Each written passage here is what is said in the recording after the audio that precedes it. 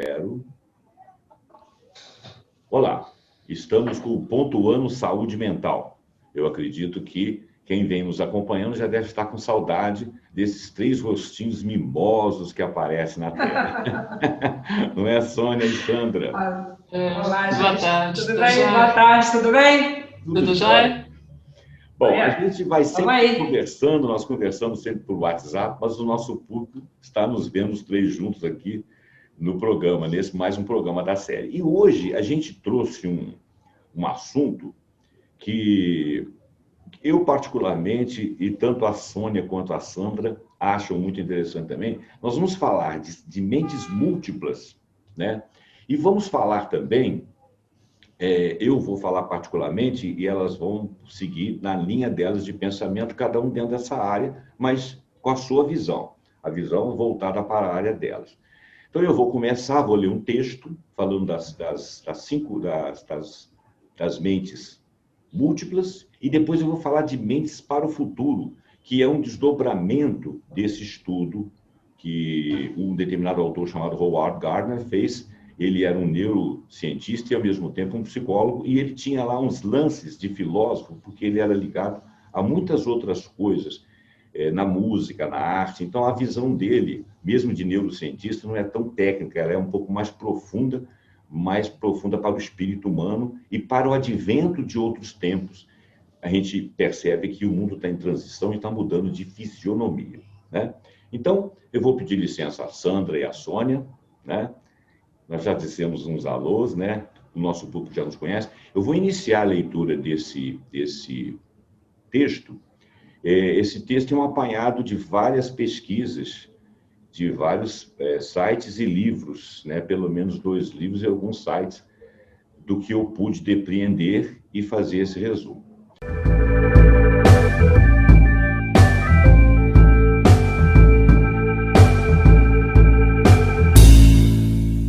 Então, a gente vai falar as mentes múltiplas e também as 5 mentes para o futuro. Essas múltiplas mentes, elas são a teoria de Howard Gardner. Claro que ele não é o único autor que está militando nisso aí, né?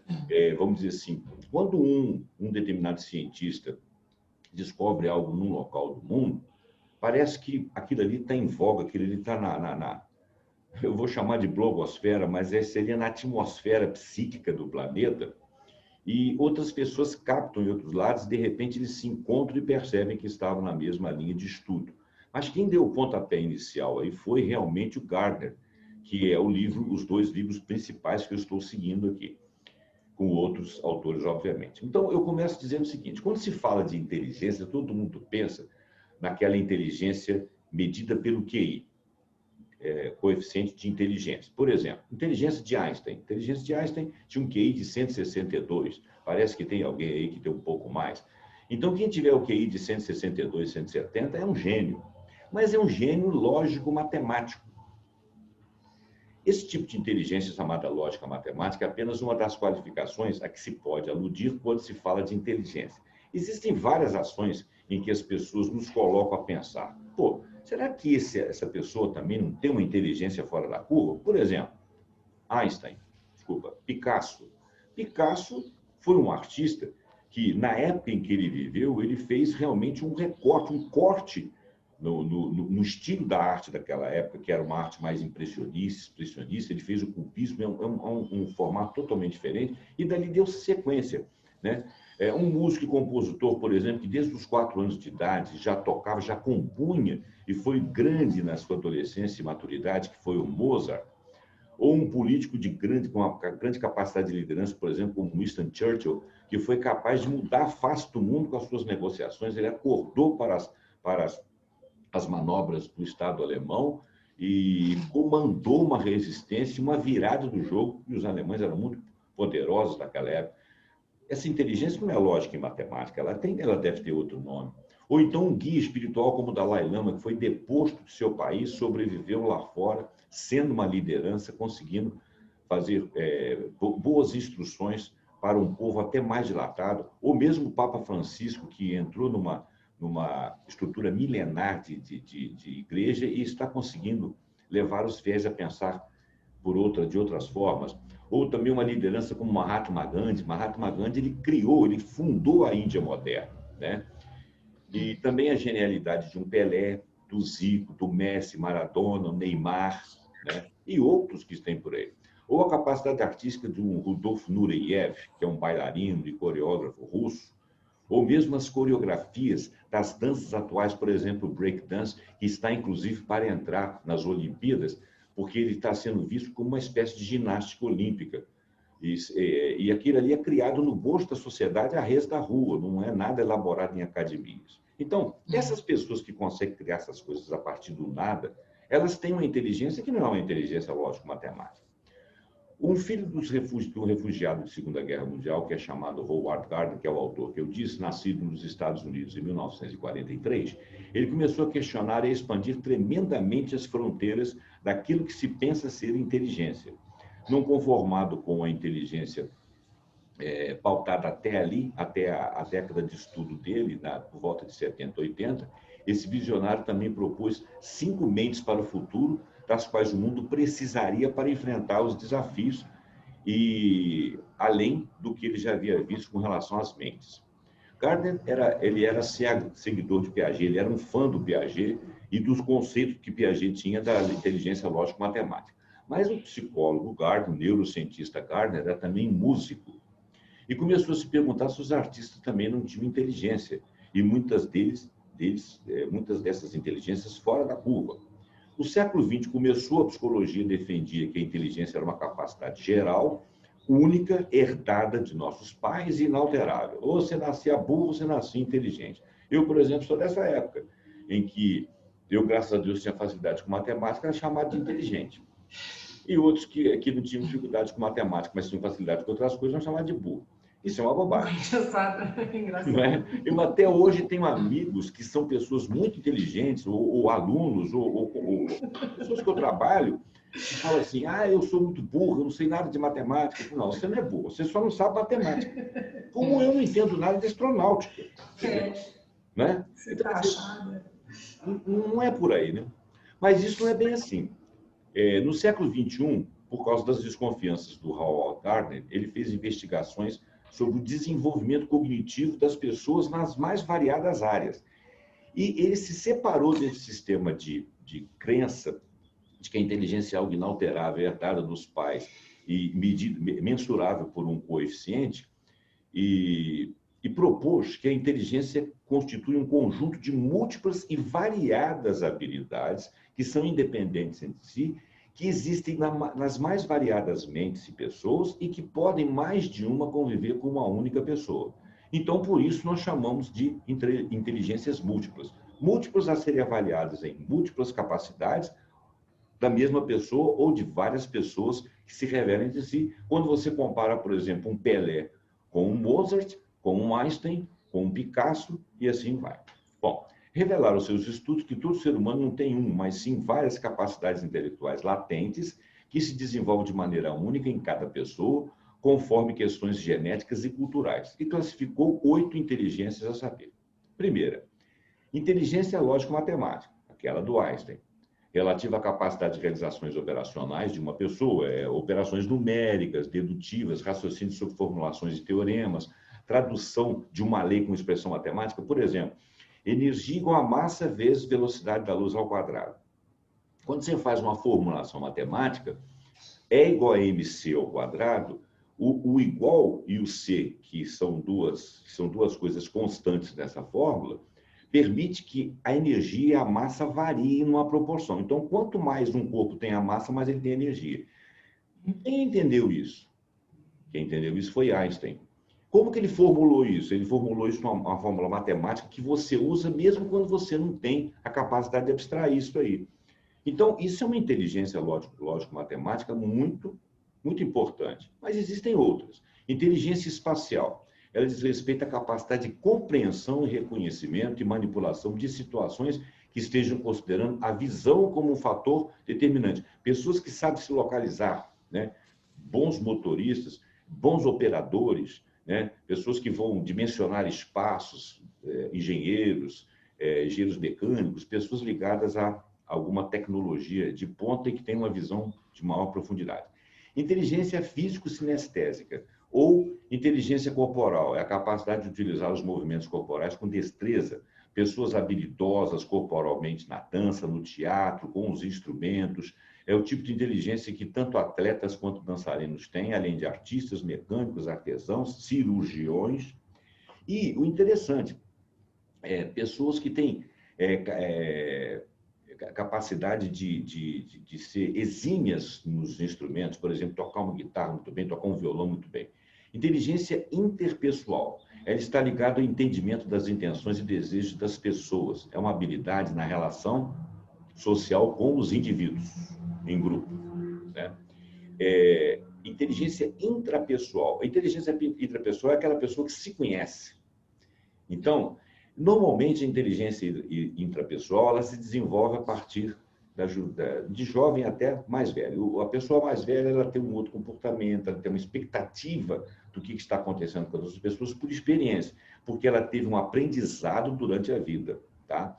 Por isso que a virtualidade nos permite que a gente xingue o outro sem o conhecer, porque o verniz da sociedade, a nossa capacidade de fazer leituras em outras pessoas pelos seus semblantes, ou até de respeitar alguém pelo significado visual da importância social que ela tem, isso a gente faz no dia a dia. E isso é um aprendizado. Então, se nós tivermos que aprender na vida virtualmente, talvez a gente não aprenda tanto do ser humano.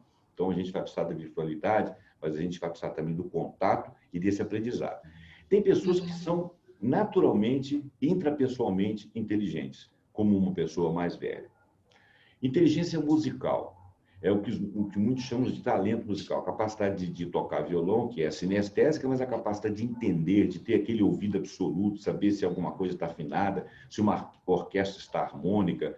São pessoas que têm padrões definidos de afinação, melodia e harmonia. Inteligência naturalista, aquela pessoa que está relacionada à natureza. A natureza pulsa ao lado dela, ela conversa com essa natureza, ela se entende, ela percebe. Ela é incapaz, por exemplo, de eu vou chegar aqui e vou fazer um prédio aqui, então corta melhor a árvore, corta um veio de água, desvia. Não, ela mantém as condições de sobrevivência daquele espaço de terra ali. São pessoas que mexem bem com a terra, sabem plantar, sabem entender, ouvem, sabem cuidar de animais. Elas são capazes de fazerem classificações, manuseiam bem os elementos, por exemplo. Inteligência existencial. Essa daí é a última, pelo menos que eu relacionei aqui, ela talvez seja um pouco mais difícil de entender, ligada à reflexão e conteúdos das ciências, atração por práticas e leituras espiritualizadas, inteligência manifesta a necessidade de agir em consenso com os restantes das pessoas e sociedades implicadas, ações solidárias, respeitosas, cuidadosas, pacíficas. Eu diria que essa inteligência existencial ela está no limite entre uma liderança para o futuro, dessa nova visão que nós temos das sociedades que vivem, dos biomas e das sociedades que vivem num único globo interdependente. Né? O psicólogo neurocientista Gardner, ele acredita, então, que a teoria das inteligências múltiplas determina o quão bem o indivíduo vai performar em cada setor de sua vida. As inteligências múltiplas são interfaces que abrangem informações linguísticas, informações espaciais, musicais, sobre outras pessoas e assim por diante. Na educação, o trabalho dessa pesquisa de Gardner foi de grande ajuda porque tornou claro às escolas, aos educadores e à pedagogia da educação que os procedimentos educacionais aplicados devem estimular todas as áreas potenciais dos seus alunos, dos indivíduos. Alunos de qualquer idade, qualquer pessoa que esteja ali para ser burilada, para ser aperfeiçoada, com o intuito de desenvolver aspectos cognitivos e também socioemocionais, quer dizer, uma coisa um pouco mais complexa. Não apenas aquela lógica matemática, aquele entendimento de ciência, aquela sabedoria estanque, que inclusive é uma sabedoria que a gente deixa para trás. Né? O que a gente leva da escola, muitas vezes, é muito mais a associação que nós fazemos da nossa inteligência com outras pessoas e questões emocionais. Muitas escolas têm pensado em atividades que vão além de aprender matemática, física, química, português, história, etc. Mas uma forma de ensino que leva em consideração muito mais do que os testes de QI, coeficiente de inteligência. O projeto político-pedagógico das escolas considera que os alunos podem e devem desenvolver suas diferentes inteligências e descobrir quais são suas aptidões, fazerem suas opções diante das mais variadas opções que o mundo novo vislumbra e nos abre. Gardner afirma também que o mundo do futuro, então agora nós estamos partindo para as mentes que vão além disso, com suas ferramentas onipresentes de busca, os seus robôs, demais dispositivos de informática, exigiriam capacidades que até agora têm sido meras opções. Elas são latentes, a gente usa por opção, as pessoas já estão começando a se acostumar, mas nós temos que estar neste circuito. Portanto, é imprescindível começar a cultivá-las desde já, inclusive na educação. Sendo assim, reflete sobre as mudanças que os avanços científico-tecnológicos e a globalização trouxeram para a humanidade. Agindo como filósofo e não mais como psicólogo ou neurocientista, Gardner percebeu que somos um mundo em transição. A face visível do mundo agora fala de interações à distância, porém com poder avassalador de decisão e mudança de estratégias e fluxos de acontecimentos. Num breve clique, nós julgamos, nós reagimos, nós decidimos e nós efetivamos. Não apenas por opção, mas oficialmente. Nós pagamos conta, nós transferimos valores, nós emitimos conclusões, nós fazemos cirurgias, reuniões, nós conhecemos intimamente pessoas que jamais estiveram presentes no mesmo circuito que nós, no mesmo local. De acordo com ele, precisa-se de 5 mentes para fazer prosperar o complexo e desafiante mundo que nos rodeia. São 5 mentes, eu vou falar sobre elas e termino. A mente disciplinada, ela possui 2 aspectos: acumular conhecimentos em áreas básicas como linguagem, história, ciência, matemática, etc. E um segundo aspecto, dominar a forma de pensar de certas disciplinas, ou seja, pensar como cientista ou como artista, por exemplo. Quer dizer, especificar a maneira de você entrar num determinado pensamento e descobrir ali a verdadeira ciência oculta daquilo que existe ou daquilo que está existindo. A mente sintética é a que, já tendo uma mente disciplinada como a anterior, ele pode discriminar a informação importante daquela que não é importante, quer dizer, uma forma pragmática de pensar, verificar as aparas e tentar reunir o todo que faça um sentido, né?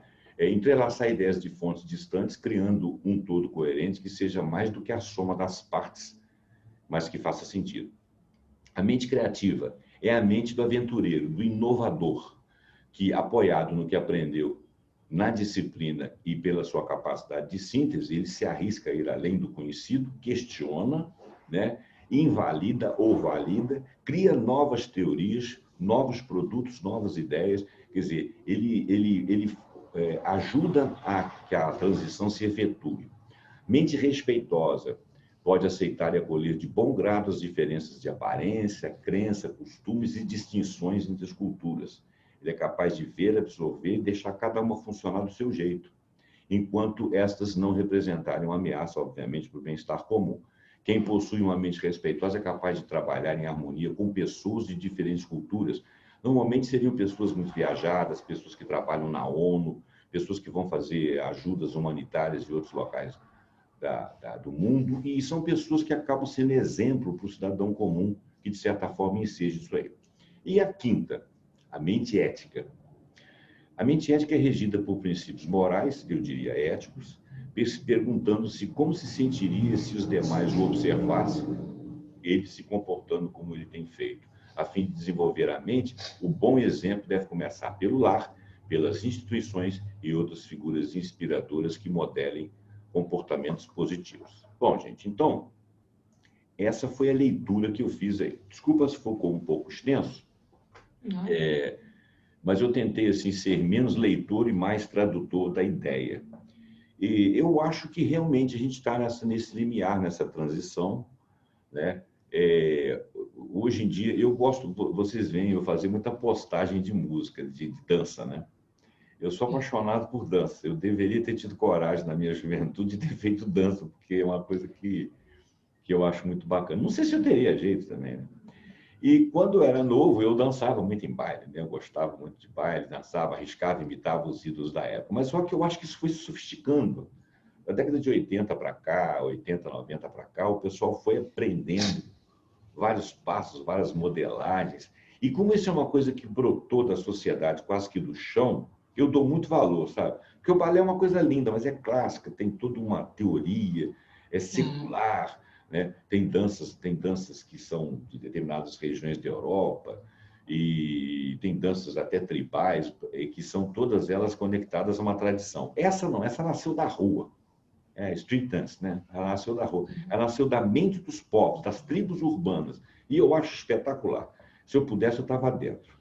Como diz... Roberto, você comentou com a gente que você gostava dessa dança e postou no seu Face. E a pessoa está de chapéu, dançando. Eu falei assim, será que é ele? Gente, eu juro. Eu pensei, será que é ele que está dançando? Porque ele falou que gostava muito, mas não, né? Parou o assunto aí. E aí, de repente, você, ok, divirtam-se. Você escreveu bem assim no seu Face. Aí eu falei assim, é ele. Aí eu fiquei olhando. Foi muito engraçado. E agora que você falou, eu lembrei disso. E o cara é magrinho, né? Tem o seu biotipo. Ele tem meu biotipo. Mas o seguinte, eu quando era novo, eu tinha assim, um jeito de dançar assim. Claro que eu não tinha aquela capacidade ali.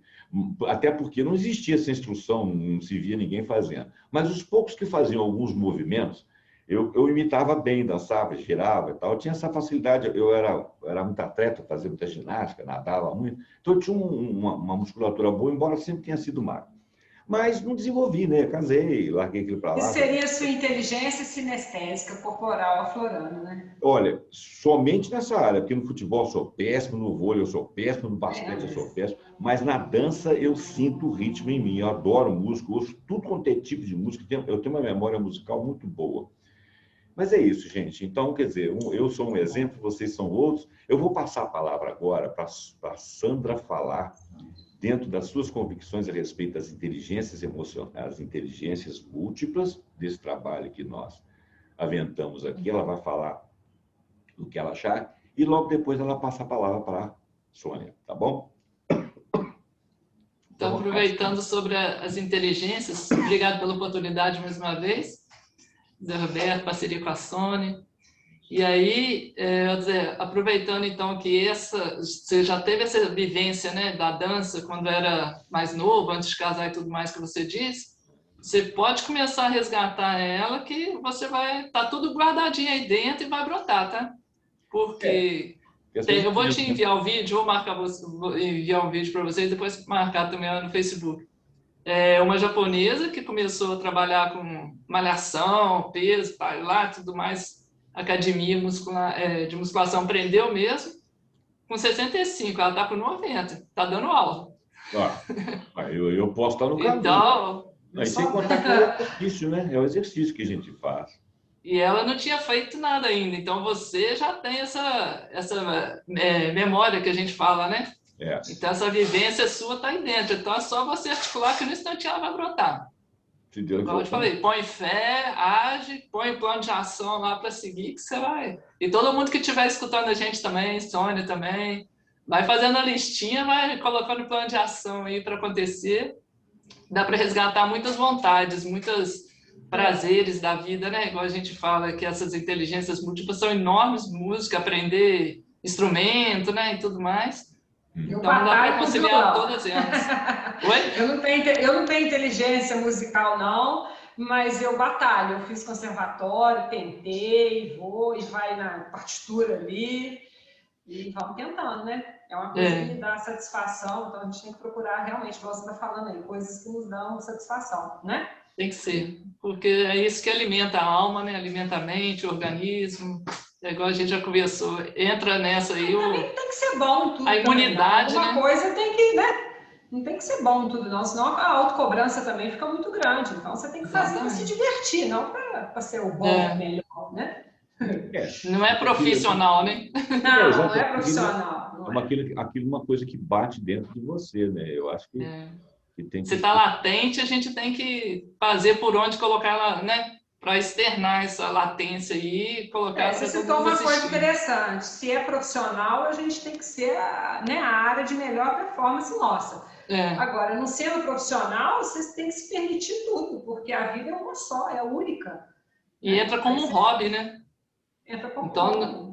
Que aí, se você colocar como hobby, você para de se cobrar. É até uma dica que eu passo para os nossos espectadores. Para vocês também, se você coloca como hobby, qualquer prazer que você tenha, Aí você para de se cobrar, igual um adolescente que eu estou atendendo na mentoria, né, sobre orientação profissional. Aí o piano, quando dá a segunda música eu não estou acertando, eu já paro, porque é uma pessoa muito cobrada.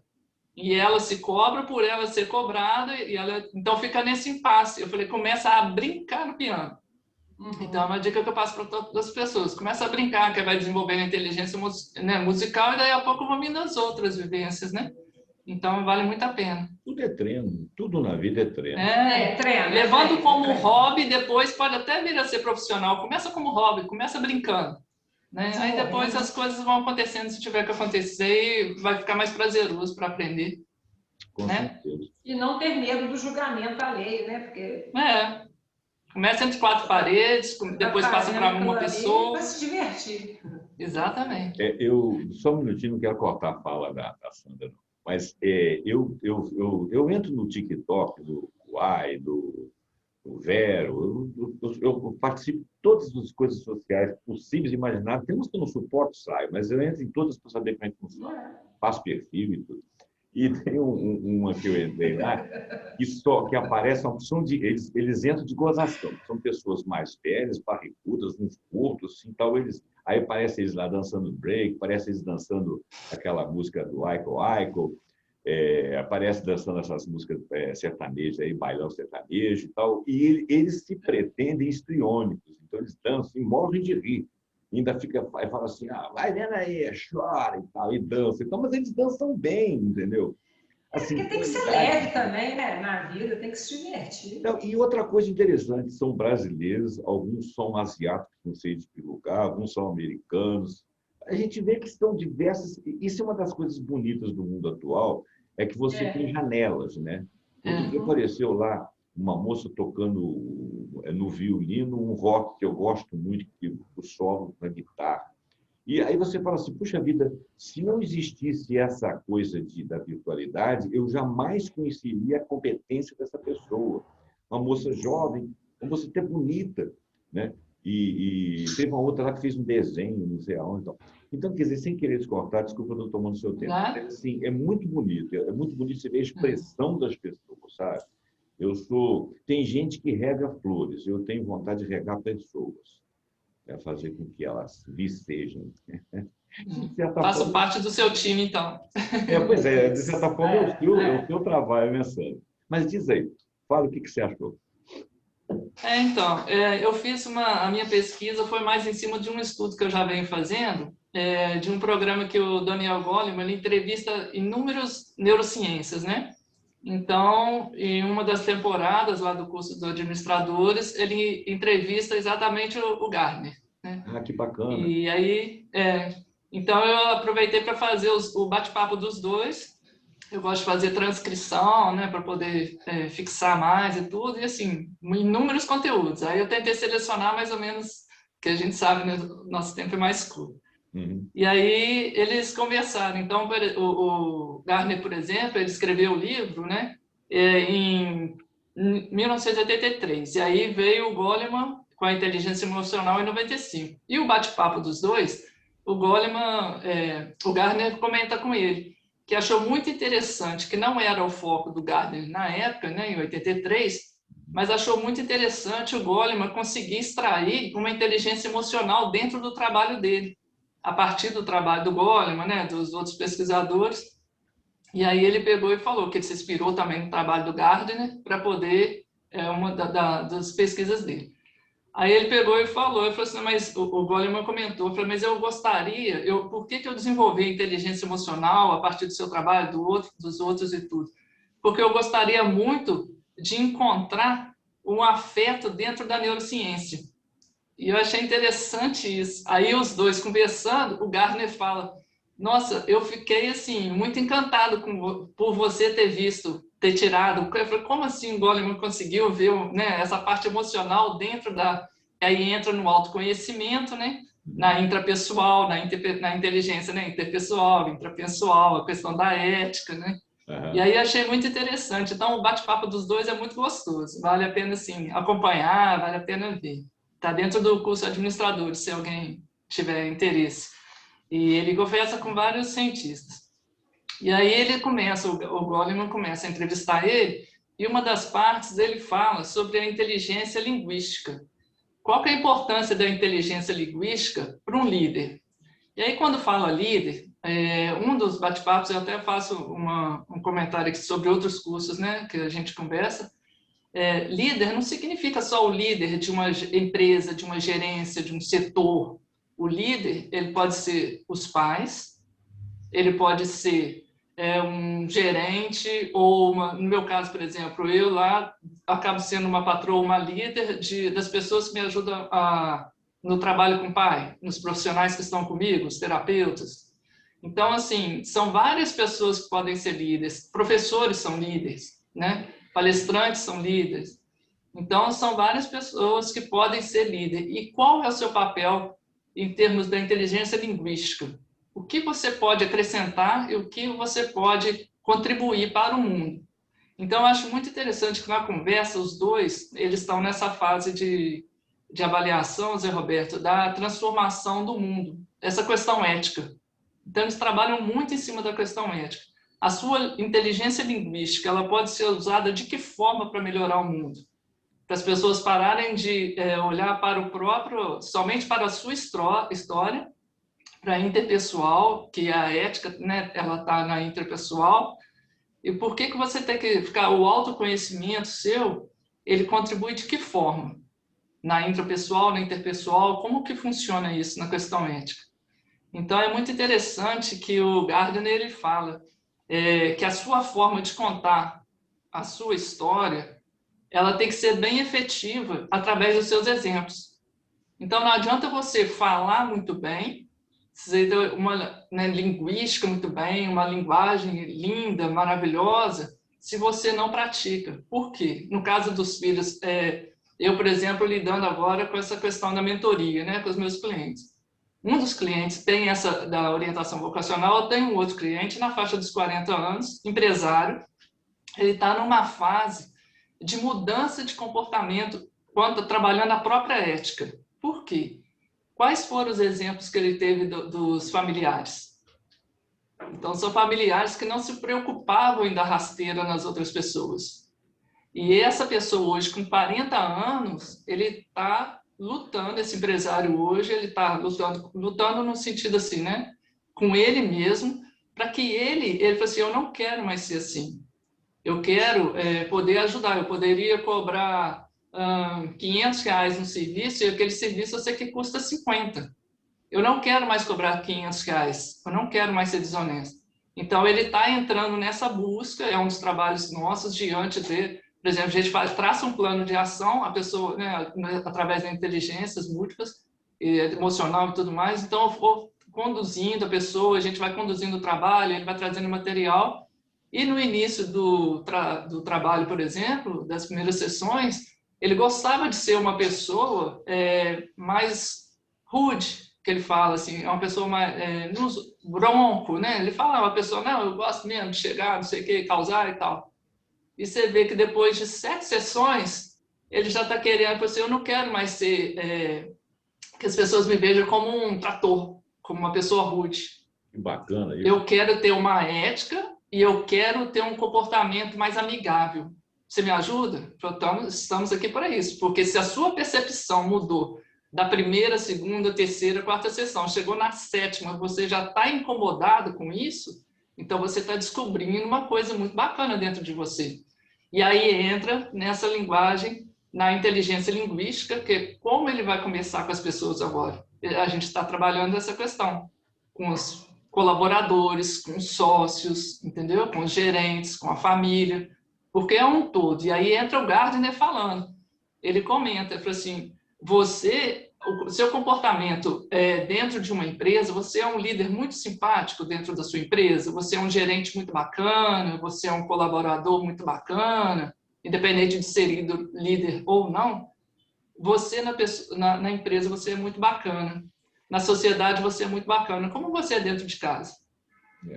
Você é muito educado lá fora e dentro de casa, como você se comporta? Né? Porque tem gente, a gente escuta inúmeros depoimentos que fora de casa muitas pessoas são simpáticas. E tem gente que é o contrário. Tem gente que para fora consegue colocar aquela postura de mal, de determinado, de tal, e dentro de casa é um doce de pessoa, é super amoroso, seja homem, seja mulher, né? Então, eu acho que aí ele entra com esses questionamentos. Então, o bate-bola dos dois, né, o bate-papo dos dois é muito interessante porque eles vão caminhando para essa questão. Por exemplo, no caso da inteligência que você fala da existencial, o Gardner chega a falar que ela não chega a ser uma existência que dá para avaliar em termos de neurociência. Ciência, laboratório, ele falou assim, é uma coisa muito difícil, porque eu não consigo fazer, ainda não consegui fazer com que ela passe pelos 8 critérios dos dados, né, de compilar dados e tudo mais. Então, é uma questão que ele está trabalhando, que ele tem como desafio profissional para ele, também é trabalhar essa questão. Outra coisa muito bacana que o Gardner coloca é sobre a questão de que você, por exemplo, quando dentro de uma empresa, dentro de uma família, dentro de um negócio, qualquer que seja a situação, a questão ética, os dois batem bola muito em cima da ética atual, que é uma coisa que está incomodando muito os dois. Então, eles falam da mudança, aquela questão da empresa mais humanizada, sabe, Sônia, que eles colocam, que a gente conversou? Então, eles colocam muito isso. Como fazer uma empresa humanizada se os refeitórios dos coordenadores, dos gerentes, dos chefes, dos superiores, vamos colocar assim, dos cargos superiores, é um refeitório diferente dos demais colaboradores. Como que essa empresa pode ser considerada humanizada? Como ela pode ter uma visão de melhorar a produtividade do seu colaborador? Se o seu colaborador ele não pode estacionar no mesmo local que o chefe. Então, assim, são várias pequenas ações, atitudes. Diárias, né? Aquelas diárias de viagem. Na hora que viaja, os hotéis costumam ser diferentes. Eu já vi o Valdez Ludwig dando uma palestra falando isso. Como que você quer criar um sentido de união, sendo que nessas pequenas ações você separa? É interessante. Exatamente. Então, hierarquia com status, né? Exato. É isso que essa inteligência múltipla, é isso que eles questionam, sabe? Então, até onde você está sendo ético, até onde você está tendo o respeito que é intrapessoal, né? Ela está dentro da ética, né? A ética, quer dizer, perdão, está dentro da inteligência intrapessoal. Então, até onde você quer que a sua empresa seja uma empresa sustentável, em termos de respeito, né, ao meio ambiente e tudo mais, se você não respeita nem o seu próprio colaborador? Então, que tipo de ação você está fazendo para a natureza, que você está se preocupado em não poluir o rio, mas se você está poluindo os relacionamentos dentro da sua empresa? Porque você não trata... Oi? Tem uma frase que fala, corroborando isso que você está falando aí, que os funcionários são os primeiros a sentir se esse discurso ético está alinhado à prática. Né? Exatamente. E aí... Ele fala, outra abordagem que eu acho muito legal também, sobre práticas e tudo, ele comenta sobre as pessoas esconderem o que há de erro. Então, ele diz que gosta muito de estar lá na Escandinávia, né? Na Suécia, na Dinamarca, né? Porque na Noruega ele gosta de morar lá. Porque ele gosta de passar a maior parte do tempo da sua vida lá, ele falou, em detrimento de qualquer... Em nenhum outro lugar, para mim, é mais importante lá do que nesses 3 países. Por quê? Ele falou que lá ele não tem que se preocupar, as pessoas não se preocupam em abafar o erro de alguém. Então, dentro de uma empresa, dentro de uma família, se você... eu tenho visto muita... ele tem até uma expressão que ele usa, e aí eu fiz uma adenda, assim, de acordo com a minha experiência pessoal e que eu escuto e tudo mais. Ele fala assim, eu abro, por exemplo, você vai tomar uma decisão, você como professor, como jornalista, como faxineiro, qualquer que seja a sua função, motorista de caminhão, motorista de Uber, qualquer que seja, troco, né, nos caixas de supermercado. Aí isso já sou eu que estou ampliando a fala dele. Aí ele pega e comenta assim, a hora que você for ter uma atitude, você pensar naquela atitude, né, o bonzinho, o malzinho, né? Então, a hora que eu falo assim que a pessoa ética, ele fala umas coisas que eu fazia, gente, mas eu nunca pensei nisso. Gente, mas eu não... Então, você começa a ver que a pessoa que tem ética, ela não pensa nem na possibilidade daquela maldade, de pensar em fazer aquela maldade. Então, se você começa muito a pensar o lado ruim, o lado positivo e negativo de tal atitude, e ele comenta assim, pensa assim, se a sua mãe abrir o jornal amanhã e ver publicado o seu nome fazendo essa atitude, você vai assim, ai meu Deus, e agora? Então, ai meu Deus, e agora? Você tem que ter naquela atitude assim, nossa, e agora? Eu vou abafar esse caso, eu vou deixar esse caso ir adiante, finge que não aconteceu, que é uma coisa que acontece muito dentro das empresas, das famílias, né? Isso se torna um segredo, ninguém pune ninguém, e essa é a pessoa que chegou e falou assim, a regra aqui é essa, essa e essa. Se você descumprir, você vai ter uma punição X. Então, não significa que você vai ser demitido, mas você cometeu um erro e esse erro vai ser punido. Porque você já sabia que esse erro era uma punição, cabia uma punição quando você entrou aqui. Não é uma punição brava, não é uma coisa grave, mas de acordo com a proporção da sua atitude. E aí ele fala que as pessoas, se você fica deixando, se você não cobra dessa pessoa, se você não pune, a punição não é uma coisa que a gente tem, né, uma palavra grave, não. É a punição. Se você fez uma coisa errada, você vai pagar por essa coisa errada. Não precisa ser uma coisa grave. Fala punição, todo mundo já imagina cadeia, né? Não. Um corretivo. Ó, isso aqui você fez, eu não gostei disso, isso aqui não era para ter feito, isso aqui, se você fizer de novo, as consequências são essa, essa e essa, vai prejudicar a longo prazo a empresa, as pessoas que estão ao seu redor, quem vem depois de você, no próximo turno, enfim.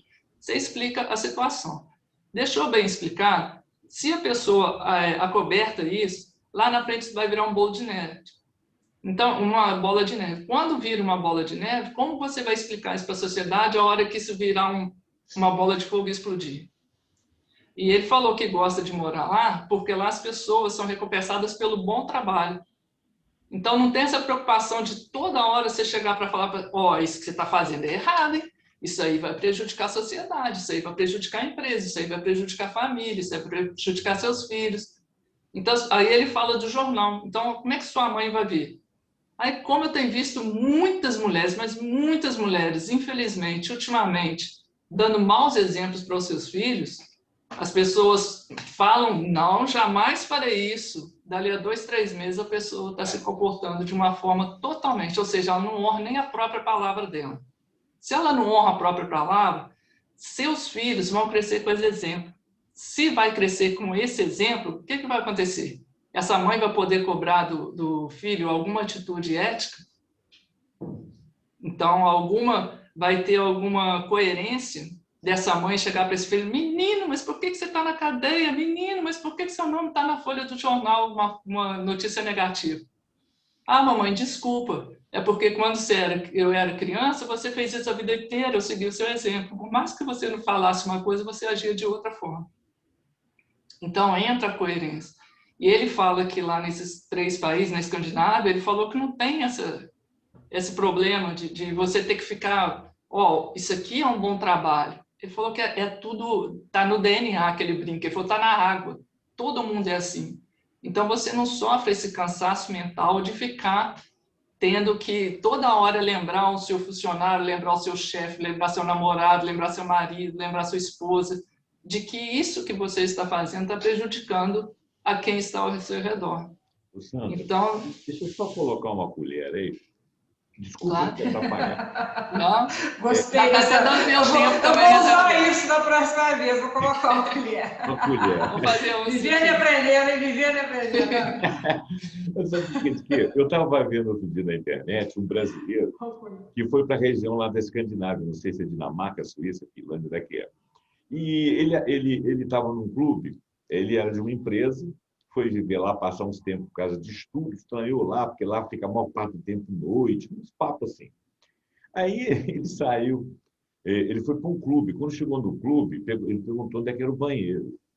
Aí o banheiro era ali. Ele pegou e entrou no banheiro. Na hora que ele entrou no banheiro, ele falou assim, mas espera aí, qual que é o banheiro de mulher, qual que é o banheiro de homem?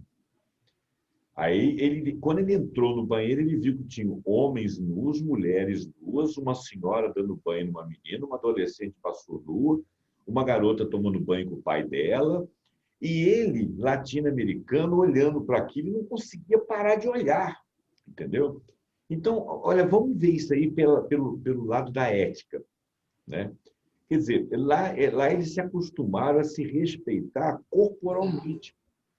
Quer dizer, quem se respeita...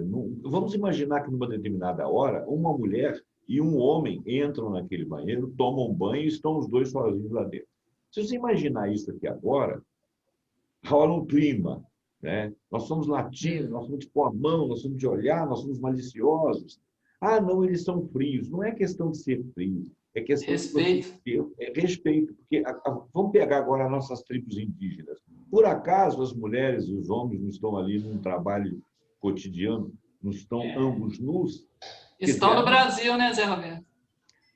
Quer dizer, no Brasil, fora das tribos indígenas, vai rolar qualquer coisa. Um vai ficar constrangido, um vai sair correndo. Ou, se os dois ficarem lá dentro, não sei o que vai acontecer. Lá não tem nada disso. Você vai respeitar o espaço do outro. Você não vai ficar olhando. Por isso que lá tem campo de nudismo e aqui não tem como ter. Bom, mas é só essa colher que eu queria colocar aí para falar de ética. Diz aí. Não, mais ou menos, eu não vou esticar, não, senão falta pouco tempo, fica atrapalhando a Sônia, né, com pouco tempo para ela. Pode ficar à vontade, estou gostando de ouvir aí, estou pensando, refletindo. Mas eu acho tempo também para, né, refletir. Não, eu acho que basicamente é isso, assim, sabe, que tem muito mais coisas, assim, então 10 folhas aqui, né, mas não tem como, tudo em outro momento a gente pode até prolongar. Mas o que me chamou muita atenção é essa questão da ética, sabe, eu acho que uma amiga minha passou 2 anos fazendo doutorado na Alemanha.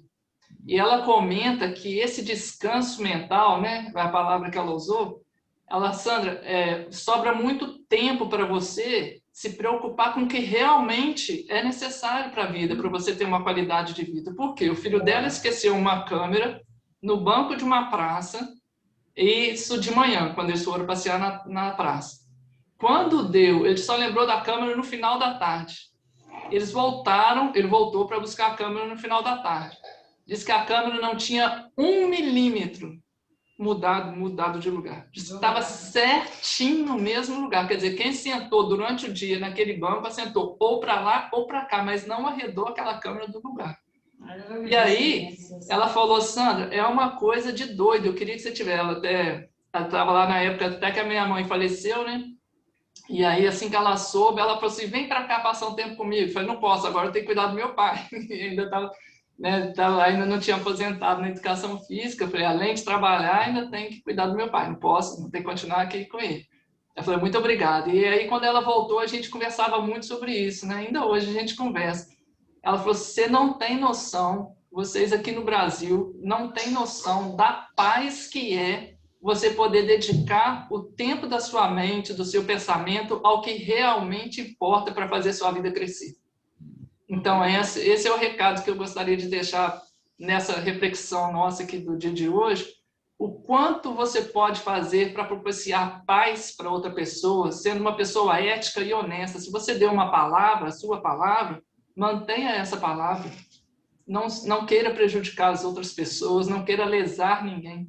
Porque isso vai te dar uma paz, porque você não vai ficar naquela de ficar matutando alguma coisa de mal, vai ficar planejando, aquela conversa que a gente já teve. Use o seu tempo para planejar o seu próprio bem.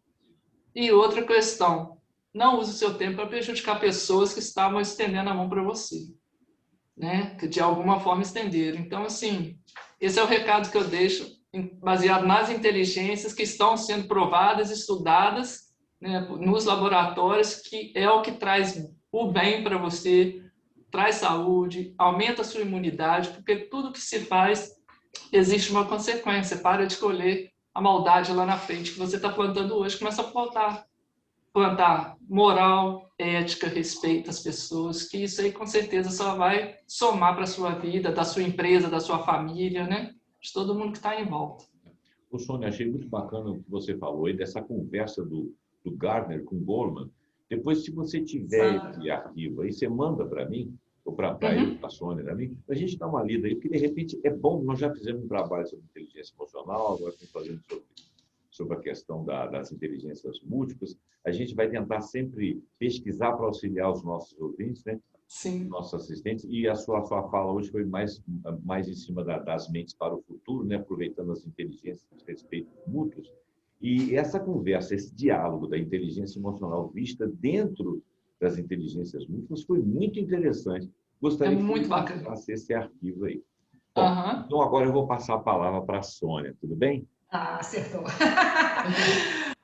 Gente, eu entendi que a fala da Sandra também foi mais em cima das 5 mentes, né? Para o futuro. Bem interessante. Eu guardei essa frase aí que você falou, Sandra, no final, fazendo um resumão aí, né? Que a gente tem que dedicar o nosso tempo ao que interessa, não nos ficar precavendo, né? O quanto que a gente está perdendo por essas atitudes que alguns aqui, acredito que não é só no Brasil, não, no mundo inteiro, tem, né? Aqui Tirando a Escandinávia, né? Segundo a falta do sentimento de coletividade. Eu tenho muita história para contar das minhas viagens aí, mas o motivo hoje aqui é outro, né? Veja bem, primeiramente, José Roberto, obrigada por esse espaço, Sandro também, pela parceria, está sendo bom demais. Eu fiquei pensando assim, como que a gente vai linkar o tema que a gente vem falando ao longo desses, esse é o 4º vídeo já, né, que a gente grava, da saúde mental com a questão da inteligência múltipla. Pelo menos assim, a minha proposta aqui é valorizar as pessoas, é trabalhar no sentido da valorização das pessoas, porque se você aumenta a autoestima das pessoas, valorizando, você tem, consequentemente, grandes chances dela contribui para uma boa saúde mental, não é isso? Então, a proposta aqui, por isso que a gente começou no saúde mental, janeiro branco, não foi isso? E fomos falando de tudo, chegamos aqui nas inteligências múltiplas. Então, assim, eu lembrei que há 15 anos atrás, eu levando, né, para o lado profissional também, da minha atuação, foi escrito um artigo que foi até em função de uma disciplina do mestrado que eu fiz, e muito pautado também do professor Maurício, que foi meu orientador de mestrado lá da Universidade Federal de Santa Catarina. Eu fiz um texto de gestão de pessoas na adocracia. Esse texto, você vê, tem 15 anos que a gente está defendendo as diferenças entre as pessoas, a valorização, a delegação de competência, a autonomia dos funcionários. Agora você vê, né?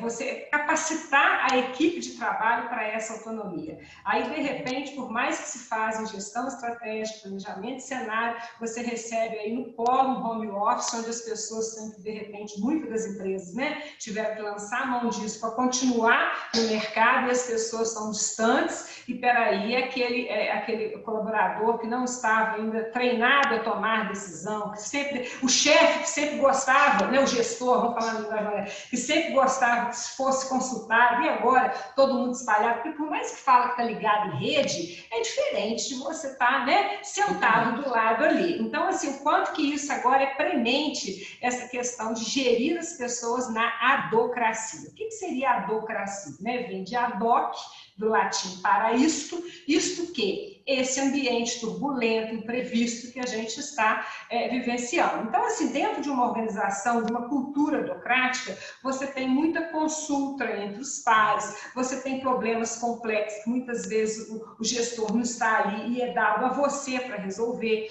Então, existem até, assim, já na literatura, estruturas organizacionais que dão vazão a esse tipo de gestão adocrática.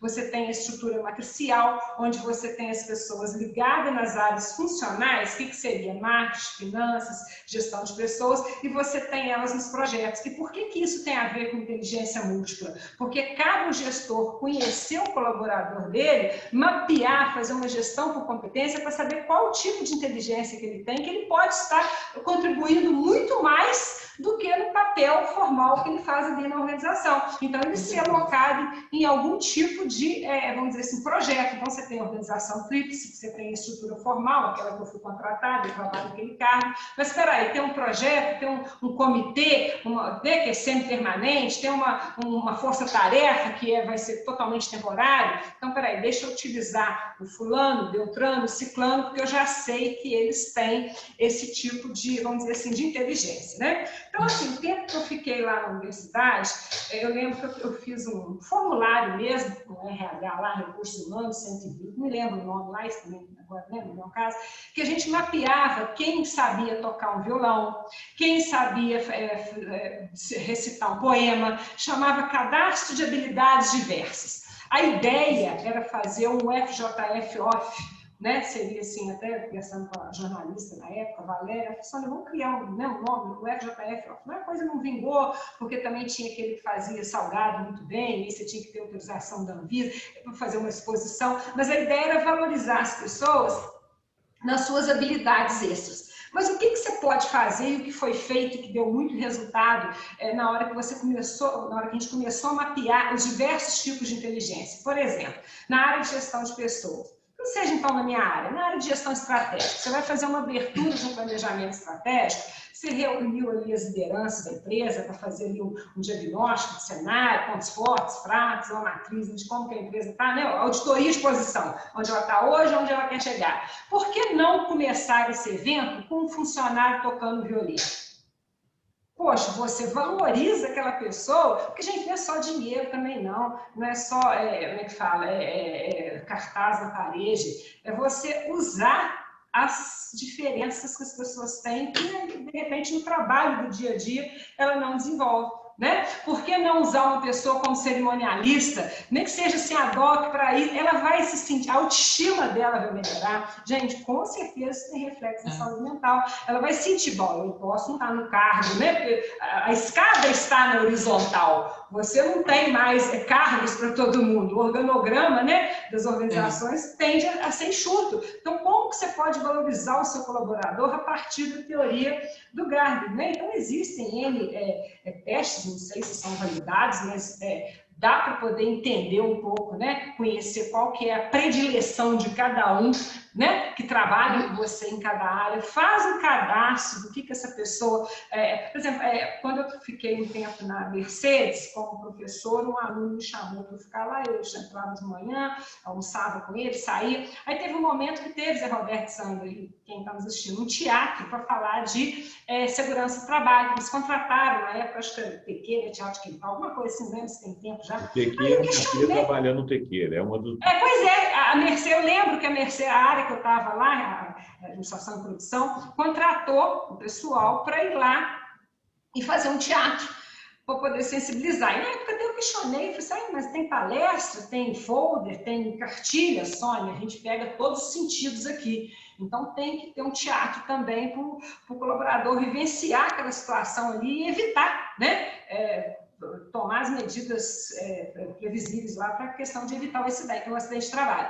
Aí eu fiquei pensando, poxa, se você mapeia, de repente você tem uma pessoa que tem inteligência corporal, sinestésica ali, que pode criar um teatro de um bom atendimento ao público, não precisa você comprar vídeo, fazer um treinamento, entendeu? O próprio funcionário ser um facilitador dos programas de capacitação na organização, e a gente, de certa forma, fez isso na universidade, foi muito interessante, né? Porque você valoriza as pessoas e você utiliza as inteligências múltiplas, mas para isso você tem que mapear isso primeiro, né? Esse é um ponto que eu queria falar. Sim, quando você fez esse mapeamento, me surgiu isso aqui agora, e você acabou, eu pensei nisso, você falou do TQ. Me surgiu aqui agora a ideia seguinte: nesse mapeamento que você fez aí, apareceu alguém que dominasse o humor? Porque tem gente que não vai ser não vai ser artista, não vai ser youtuber para falar coisa e achar engraçado, nem vai ser humorista. Mas tem gente que é naturalmente engraçado e ele chega no ambiente e suaviza o ambiente. Eu tinha alguns colegas professores que eram extremamente engraçados e as aulas deles eram muito engraçadas, entendeu? Não, humor não, mas eu conheci a pessoa, ela se inscreveu para trabalhar timidez. Ela até é uma pessoa conhecida, não sei se eu posso falar nome ou não, ela trabalhou muito tempo no grupo Divulgação. E era uma atriz, assim, de primeira, Alice Fresh. Não sei se você chegou a conhecer. Trabalhou, até fez um papel junto com a Vera Fischer numa novela aí, ela trabalhava com a gente lá na universidade. E eu lembro que um seminário de integração que a gente fazia para os novos ingressantes, eu a convidei para ela montar um teatro sobre o papel do servidor, e foi muito engraçado, porque ela era uma pessoa que utilizava o humor. Então, assim, muitas das vezes a pessoa não se inscreve naquela chamada que você faz, mas o gestor ou os colegas sabem que aquela pessoa tem aquela competência, né? Ela tem aquela atitude, aquele conhecimento, aquela habilidade para estar fazendo aquilo ali. Então, eu a convidei e foi muito interessante. Então, assim, nós tivemos nesses seminários pessoas que dançavam música, dança flamenca, Inclusive, serve também para unir o quadro de funcionários, porque essa era uma professora que ela fez doutorado em Harvard, todo mundo com vídeo dela, no entanto, não contei para ninguém. Ela foi lá, na hora que começou o evento, ela começou a dançar, aí você quebra o paradigma e você faz do grupo um grupo mais unido. Então, foi assim, uma experiência muito interessante que eu gostaria de estar socializando aqui e que você utiliza, de certa forma, as múltiplas inteligências. Agora, para isso, você tem que mapear antes, saber se a pessoa concorda, né? Ou montar um teatro, ou montar uma pessoa muito boa na oratória, então vamos fazer, né? Que ela abra um evento, papel de cerimonialista, nem que seja por um pouco, ela vai se sentir reconhecida. Isso ajuda na nossa proposta de melhorar a saúde mental. Por exemplo, quem tem também inteligência para espaços, né? Melhorar o layout da sala. Agora, para isso, você precisa de supervisores, nem se fala muito de supervisores, você precisa de gestores confiantes em poder delegar a autoridade para um colaborador, para ele fazer uma melhor proposta de layout. Então, isso é o que a gente propõe dentro da gestão não burocrática, não mecânica, né? Não taylorista, e sim adocrática, orgânica, desburocratizada, que é o que a administração holística hoje, que você tem que ver, né? Tudo como um todo gigante, pode estar ajudando para essa questão da saúde mental. O fato é que a gente tem que sentir, né, eu gosto muito disso, que dentro das organizações a gente tem que sentir como se fosse uma faculdade, aprendendo todos os dias.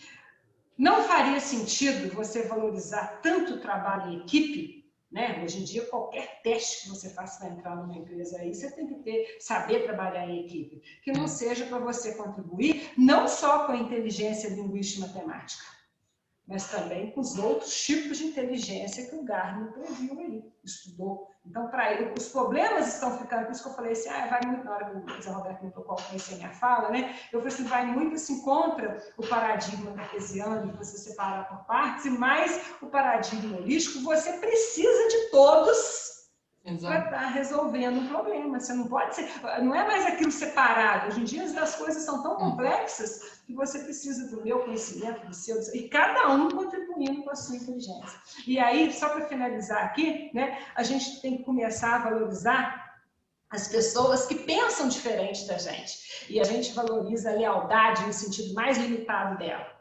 Aquela pessoa que só concorda com você, só concorda com você. Porque aquele que é muito questionador, e eu não entendo como é que as organizações vão resolver para isso, porque qualquer elenco, como é que fala? Elenco de habilidades para o futuro, rol de habilidades para o futuro, está falando lá, pensamento questionador.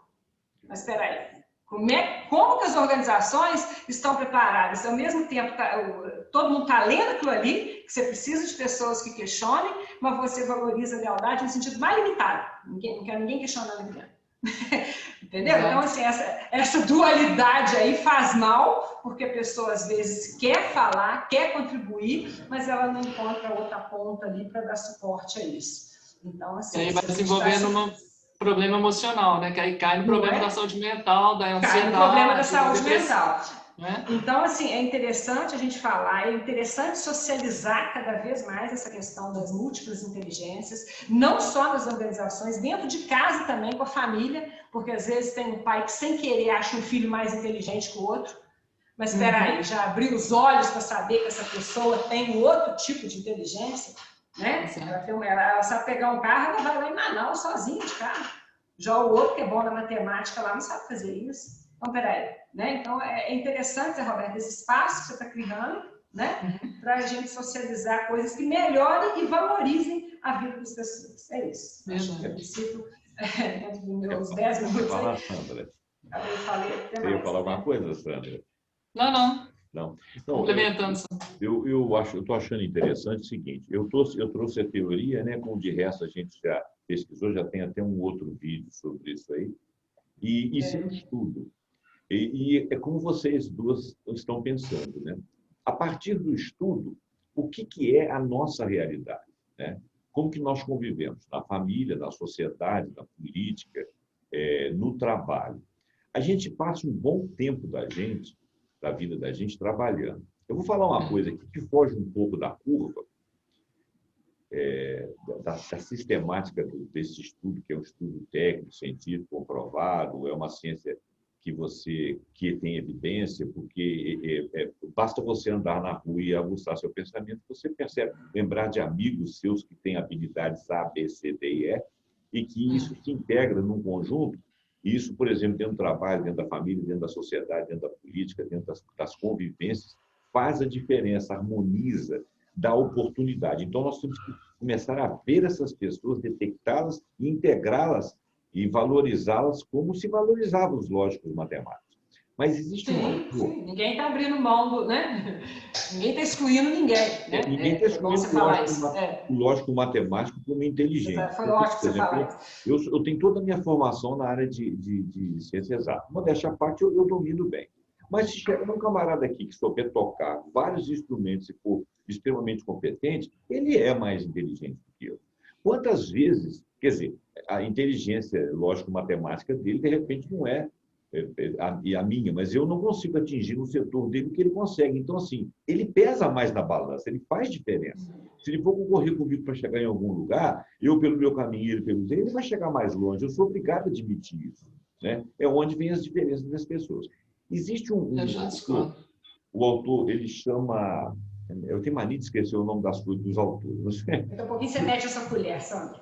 Daqui a pouquinho você mete. Adorei. Daqui a pouquinho você mete essa colher. O nome dele é Rudolf Steiner. Eu li um livro dele chamado O Senhor dos Povos. E ele define... Isso é uma literatura espiritualista, eu sou espiritualista. E essa literatura espiritualista... teosofista e tal. Eu já fui Rosa Cruz, então eu sou muito desses estudos aí. Então, eu estava prosseguindo meus estudos na época, ele li sobre a mente do Senhor dos Povos. E ele dizia o seguinte, que cada raça que se configura tem um senhor que é de uma personalidade. Né? Então, ele falou, por exemplo, ele definiu lá o que seria a raça dos italianos. Mas a Itália foi configurada como um único país há 2 séculos atrás. Sim, mas acontece que já existia um espírito ali de união deles. E então as nações elas se formariam em torno dessa espiritualidade, dessa personalidade, entendeu? E alguns povos, por exemplo, os povos germânicos, saxões, seriam mais guerreiros, mais agressivos, mais desbravadores, mais tecnológicos, né? E outros seriam mais disciplinados, seriam os povos asiáticos, né? Mais ligados à meditação, mais separados, um pouco mais individualizados, mas que pensavam muito no coletivo. E existem povos, por exemplo, eu imagino que existam povos como o brasileiro, que avacalha tudo, que tudo discute, que tudo mostra um humor assim, e que de repente se mostra absolutamente sem caráter, mas lá na frente você vê que tem um caráter diferente, maravilhoso. Então, porque a gente tem muita mania de se desfazer. Assim que você se acha burro, que um lógico matemático está perto de você, tirando nota boa, você se acha também que nós somos o pior povo do mundo, que nós somos irresponsáveis. E, por exemplo, nós mesmos citamos aqui que um latino-americano lá no banheiro das festas era capaz de fazer uma bobagem. Mas por quê? Porque a alma boa não foi lapidada, não foi educada, e nós somos extremamente jovens como nação. Nós temos apenas 500 anos. Eu acho que agora nós estamos formando a nação brasileira. Né? Então, assim como a gente está falando aqui das inteligências, e que a gente tem que respeitar e visualizar, e vocês deram ótimos exemplos aí de como colocar na prática, eu jogo aqui a ideia de que a gente precisa colocar na prática a formação da identidade, né, da personalidade de senhor do povo brasileiro, para dizer a que viemos, quem somos, por que somos, porque nós somos extremamente criativos. Né? Temos pontos de excelência aqui no Brasil. Nós estamos para perder uma empresa que, eu não vou entrar aqui porque nós vamos entrar em questionamentos políticos e não é objeto do programa. Nós estamos para perder uma empresa que está sendo extinta, ela fabrica microchips. E é uma coisa que a China ainda não conseguiu desenvolver a contento, nem a Coreia, nem o Japão, e o Brasil já conseguiu desenvolver, e por um motivo que eu ainda não entendi qual é, ela será extinta.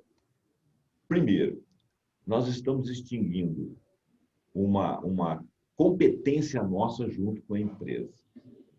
Deixar esse recado aí, que a gente tem que valorizar todas as competências que a gente tem. Competências dos nossos vizinhos, competências dos nossos amigos, competências Por exemplo, um dos povos que eu acho mais competentes do planeta, ou pelo menos aqui dentro do Brasil, são os nordestinos. Estou apaixonado pelo Nordeste, eu acho eles extremamente inteligentes.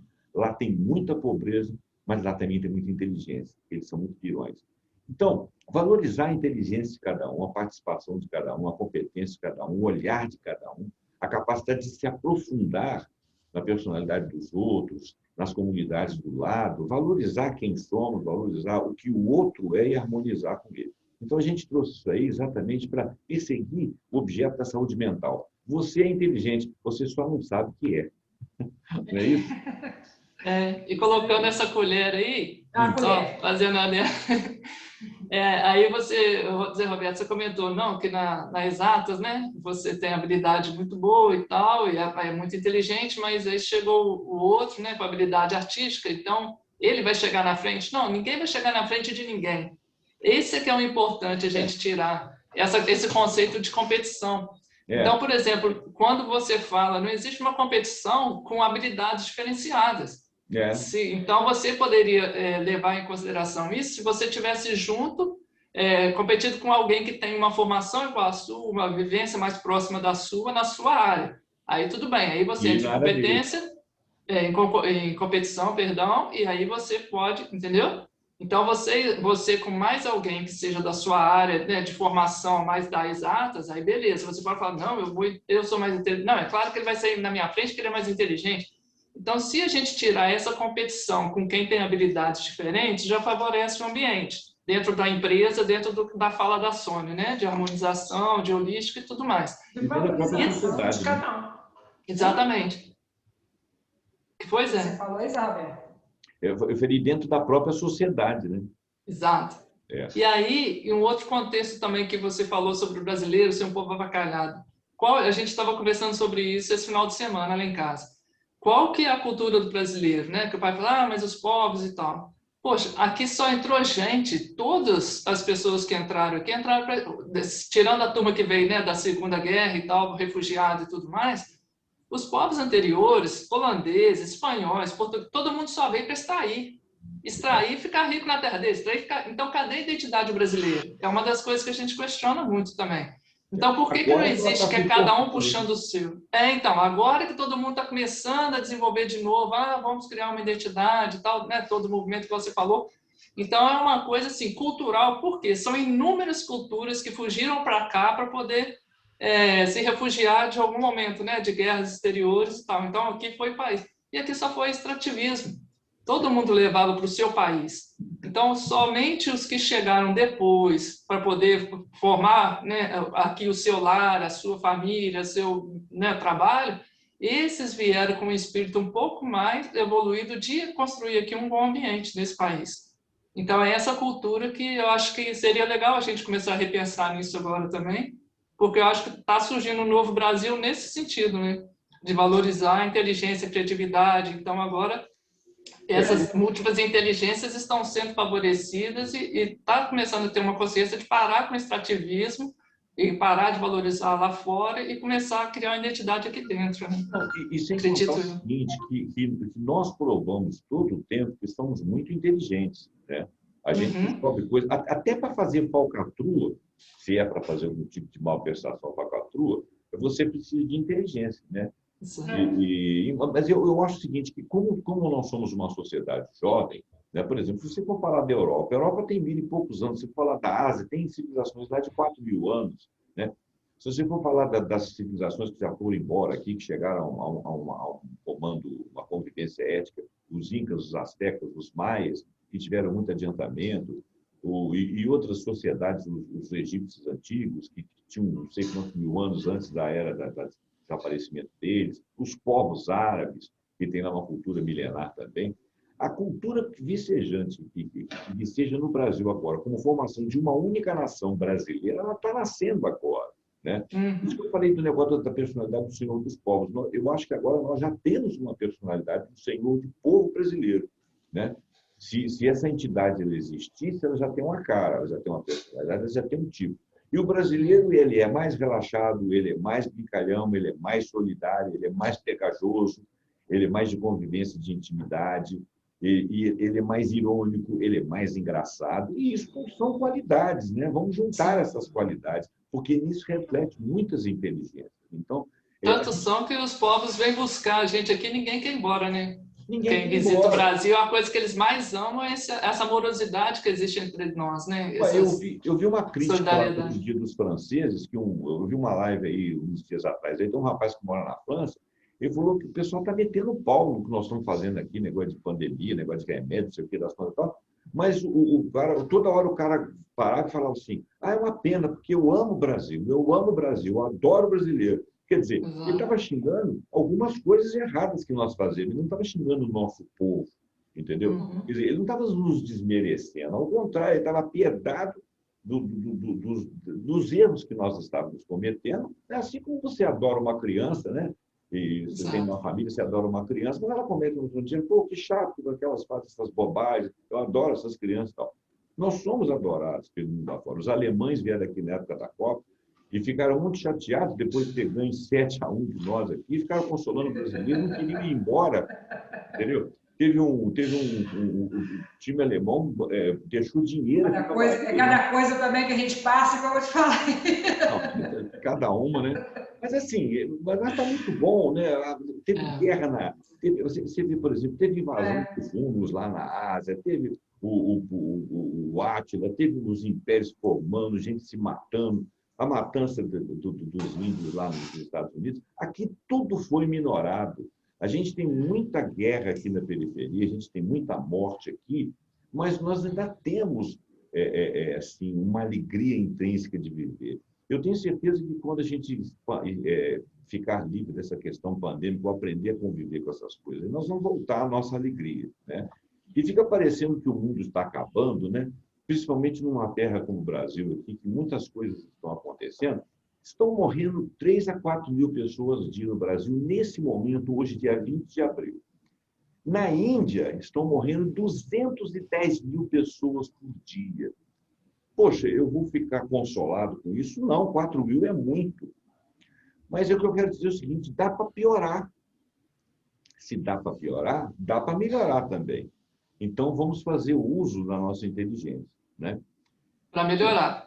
Para melhorar, claro. Não, para melhorar. Nós estamos aqui para... Porque é isso que a gente conversou da ética, né? Tem gente que usa a inteligência para piorar. Então, vamos fazer o uso para a melhora de todo mundo, né? Não, com certeza. Gente, o pouco ou muito das inteligências que nós estamos exprimindo aqui nesse programa é para a sua ajuda, para a sua melhora, para a sua saúde emocional. O programa chama Pontuando Saúde Emocional, porque nós vamos trazer sempre programas aqui, assuntos aqui que você possa dimensionar a sua cabeça. Você é inteligente, só não sabe o que é. Explore aquilo que você é. E se você precisar, tanto no trabalho quanto na mentoria pessoal, você pode contar com a Sandra na mentoria e no trabalho você pode contar com a Sônia. Comigo você só pode contar que eu vou te dar espaço, só isso. Tá bom demais. Genial, pode trazer aqui que a gente está valendo, tá bom? Gente, eu vou terminar o programa porque vocês precisam trabalhar, que são moças trabalhadoras. Vamos guardar as nossas colherzinhas. Então, Alessandra e Sônia, muito obrigado. Obrigada. Obrigada mais uma vez. Obrigada, Sônia. Obrigado, Zé Roberto. Valeu. Obrigado aos internautas. Pra gente aqui também. Tá. Aí vamos programando, nós vamos programar o 5º programa, acho que esse é o 4º, né? O 5º programa que deve se despontar por aí. Tá ok? Muito obrigado e até o próximo. Tchau, gente. Obrigada. Tchau, gente. Tchau, tudo de bom.